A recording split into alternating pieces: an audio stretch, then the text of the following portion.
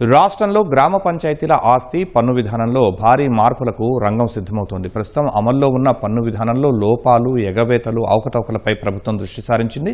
పంచాయతీల ఆదాయాన్ని పెంచడంతో పాటు పారదర్శకమైన పన్ను వ్యవస్థను తీసుకురావడమే లక్ష్యంగా ప్రభుత్వం ఉన్నత స్థాయి కమిటీని ఏర్పాటు చేసింది. ఈ కమిటీ నివేదిక ఆధారంగా రానున్న రోజుల్లో గ్రామీణ ప్రాంతాల్లో ఆస్తి పన్ను విధానంలో కీలక మార్పులు చోటు చేసుకునే అవకాశాలు కనిపిస్తున్నాయి.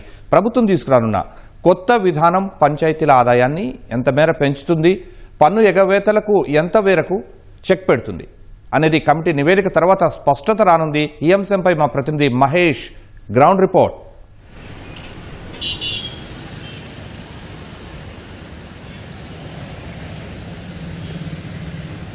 Thank you Sharma. ప్రస్తుతం రాష్ట్రంలో అమలులో ఉన్నటువంటి ఆస్తి పన్ను విధానాన్ని పూర్తి స్థాయిలో పునర్వ్యవస్థీకరించే దిశగా రాష్ట్ర ప్రభుత్వం అడుగులు వేస్తోంది.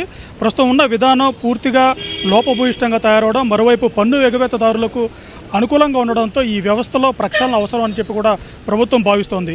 ఈ క్రమంలోనే రాష్ట్ర ప్రభుత్వం 4 పంచాయతీ అధికారులతో కూడినటువంటి ఒక ఉన్నత స్థాయి కమిటీని సైతం ఏర్పాటు చేసింది. ఈ కమిటీ రాష్ట్ర వ్యాప్తంగా పర్యటించి నివేదికనైతే సిద్ధం చేసే అవకాశం ఉంది. ప్రస్తుతం రాష్ట్ర వ్యాప్తంగా ఉన్నటువంటి గ్రామ పంచాయతీల్లో ఇళ్లు, భవనాలు, దుకాణాలు, వాణిజ్య సముదాయాలు, వ్యాపార సంస్థలు, ప్రైవేటు విద్యా సంస్థలు వీటన్నిటికీ కూడా ఒకే రకమైన పన్ను విధానం అమల్లో ఉన్నట్టు కూడా ప్రభుత్వం గుర్తించింది.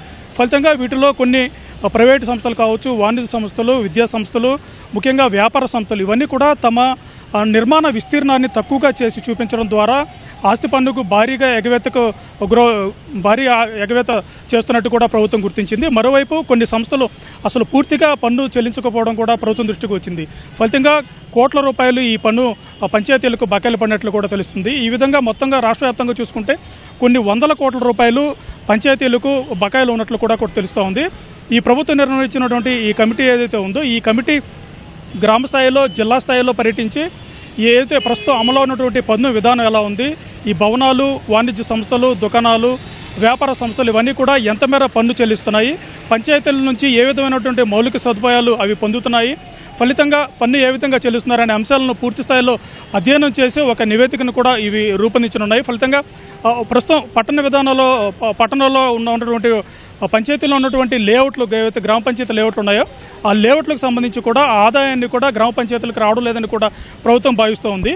ప్రస్తుతం పట్టణాల్లో ఉన్నటువంటి విధంగానే గ్రామ పంచాయతీలో కూడా భవనాలు కావచ్చు, భవనాలు, వాణిజ్య సంస్థలు, ప్రైవేటు సంస్థలు, విద్యా సంస్థలు కావచ్చు వీటన్నిటికీ కూడా కేటగిరీల వారీగా కూడా పన్ను విధించే యోచనలో ప్రభుత్వం ఉన్నట్టు కూడా తెలుస్తోంది. ఇవన్నీ కూడా ఈ కమిటీ క్షేత్రస్థాయిలో పరిశీలించి ఒక నివేదిక తయారు చేసిన తర్వాత కూడా ఈ నివేదిక ప్రభుత్వానికి చేరుతుంది. ఈ నెలాఖరు తర్వాత ఇవన్నీ కూడా అందుబాటులోకి వచ్చే అవకాశం కనిపిస్తోంది. మరోవైపు ఏవైతే ఈ పన్ను ఎగవేతదారులు ఉన్నాయో ఇవన్నీ కూడా వాటి నుంచి ఏ విధంగా పన్ను వసూలు చేయాలని కూడా సూచనలు కూడా ఈ కమిటీ ఇవ్వనుంది. మరోవైపు కేవలం ఇవే పన్ను మాత్రమే కాకుండా గ్రామ పంచాయతీల్లో మొక్కలు నాటడం ద్వారా ఏదైతే వీబీజీ రామ్జీ పథకం ఉందో ఈ పథకం ద్వారా గ్రామీణ ప్రాంతాల్లో పంచాయతీ ఆధ్వర్యంలో పంచాయతీకి సంబంధించినటువంటి ఉద్యోగులు ఎవరైతే ఉన్నారో వారి ద్వారా పంచాయతీల్లో విస్తృతంగా భారీ స్థాయిలో మొక్కలు నాటడం ద్వారా వాటి నుంచి వచ్చే కలపను విక్రయించడం ద్వారా కూడా ఆదాయాన్ని సమకూర్చుకునే పనిలో ప్రభుత్వం ఆలోచిస్తూ ఉంది.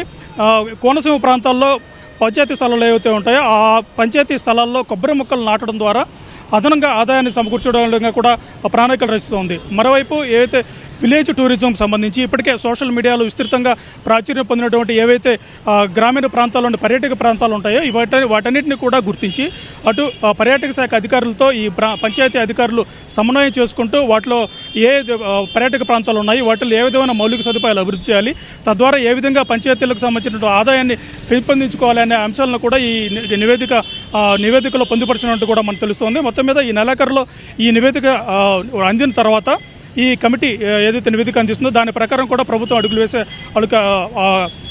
విధి విధానాలు రూపొందించే అవకాశం కనిపిస్తూ ఉంది.